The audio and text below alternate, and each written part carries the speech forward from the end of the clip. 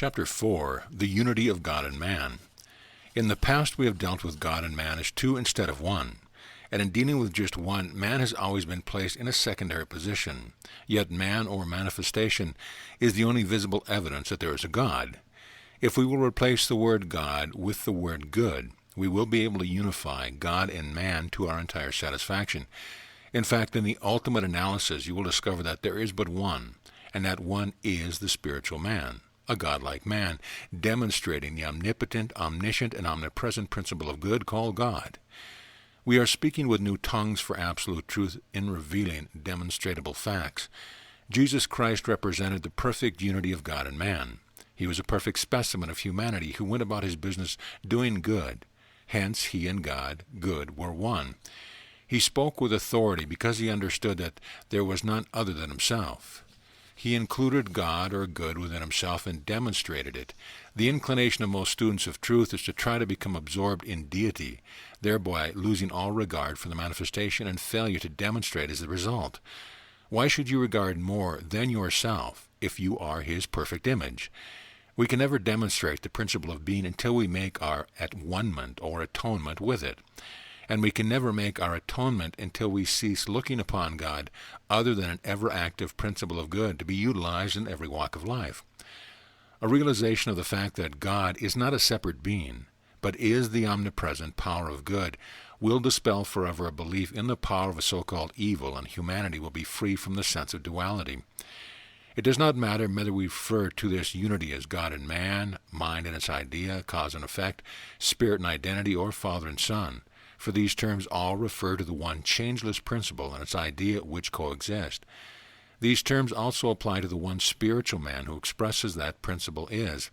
The idea of the numeral 2 is just as infinite as the principle of mathematics. Hence man is just as infinite as the principle which he expresses. As long as we believe that God is superior to man, we can never unify the two, and neither can man express power. It is obvious that one cannot be greater than the other, and at the same time be alike. The use of the term principle in defining deity has more of a tendency to impersonalize the infinite being than the use of the word God, hence the frequency with which it is used. Always bear in mind that the word God means good, for it will help you to revere universal good instead of confining your worship to the one term God. God is not a distant potentate with whom you must plead or pray to in order to live in harmony. It is unfortunate the pronoun he was ever used in connection with God, for it gives one an incorrect sense of God as a person. God is an ever-living, ever-active, and changeless principle, the omnipotence, omnipresence, and omniscience of your own mind. In referring to God as spirit, soul, intelligence, principle, life, truth, and love, you cannot ignore the fact that these are terms used to describe and define someone's conception of deity.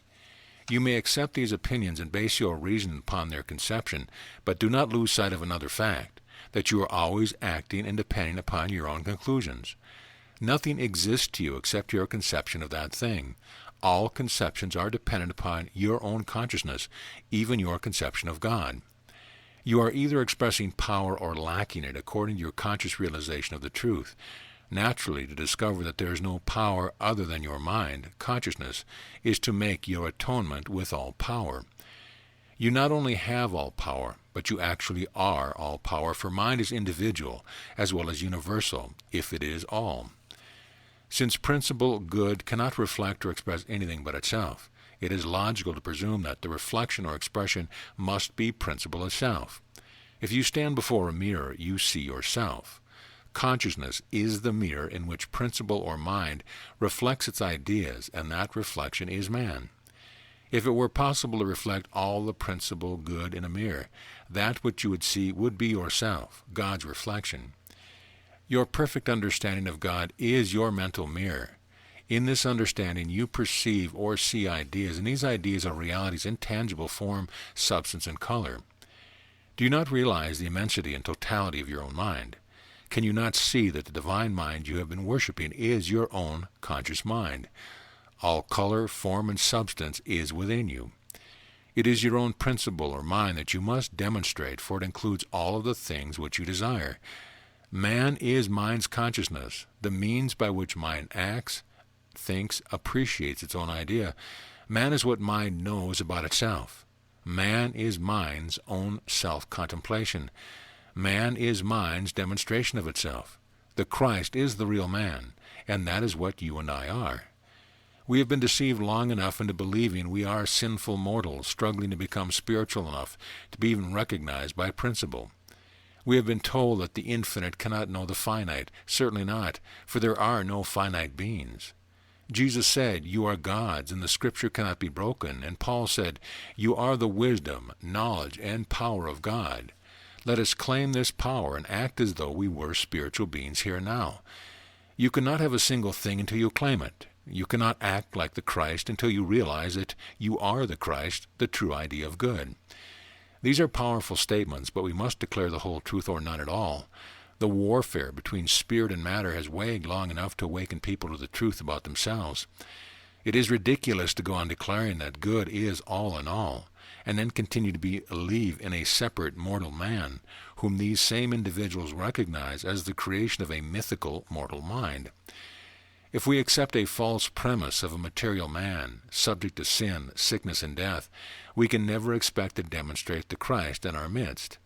Unless you can resurrect the I of you and include it in principle, and find principle as your own mind, you have no place in the atonement. Jesus proved that his real self, the Christ, was not subject to material belief. You and I must fearlessly declare the truth about ourselves, without making any apologies or without reference to either spirit or matter. There are not two of you, so why be concerned about either? Is it not sufficient to realize that you just are? And when you discover that you are mind's consciousness, you will eliminate all sense of a separate self, and your undivided attention will be given to yourself. Principle is not in you, and you are not in principle, except in the same sense that you refer to the principle of mathematics as being one with its numerals, and the numerals being one with the principle. They coexist in your consciousness. When you discover the absolute truth about God and man as one, you will have unified them in your own consciousness, and then you are free. Free from what? Free from the false sense of a separate self. Individuals fail to demonstrate the kingdom of God, or the perfect state of mind, because do they not accept the kingdom of God as their own state of mind? If the kingdom of God is within you, then it must be your own realm of consciousness. Accept it, demonstrate it. There is far too much time wasted in words in an attempt to explain nothing. The author is making no attempt to elaborate upon this subject other than to arouse sufficient interest to cause individuals to appreciate the power resident within their own consciousness. The average individual depreciates himself by giving more credit to others than he claims for himself. We must consciously release everything upon which we have depended if we wish to demonstrate self-reliance. The uttermost farthing must be paid by surrendering every conception to the power of your own mind. It is not necessary to go into detail in an effort to explain the nothingness of error and the allness of God, for there are very fine textbooks that dwell extensively upon the subject of mortal mind and error. To be very frank with you, since I understand the power of my own mind, it is impossible to even acknowledge an illusory premise upon which to base any legitimate cause for the existence of nothing called mortal mind. Throughout the Bible we read that man is spiritual, that when Christ, who is our life, shall appear, then shall ye also appear with him in glory. Christ has appeared in consciousness, for we have discovered the truth which is the Christ.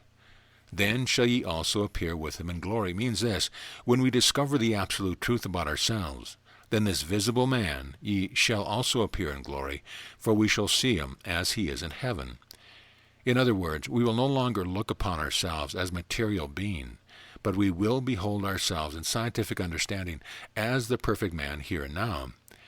This correct view will enable us to overcome the world just as Jesus overcame it while he apparently lived in the flesh. It is quite evident that when you are working out a problem in arithmetic, that the principle of mathematics is not changing, neither is it creating any more combinations of numbers. It simply means that you are aware of more combinations, and as you proceed in your solution, you regroup the numbers.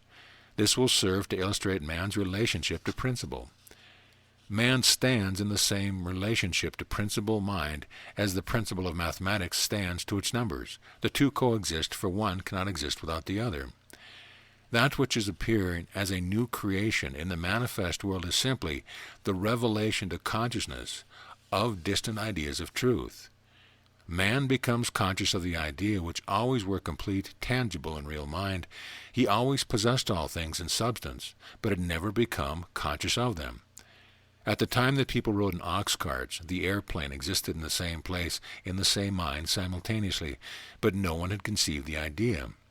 As man conceived clear ideas of transportation or movements, it has appeared as though new creations were presented in the forms of carriages, steam locomotives, etc., up to our present mode of transportation.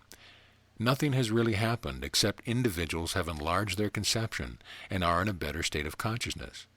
Instead of adding new creations, we are actually putting off the old man with his deeds and rapidly approaching a demonstration of the instantaneous action of mind.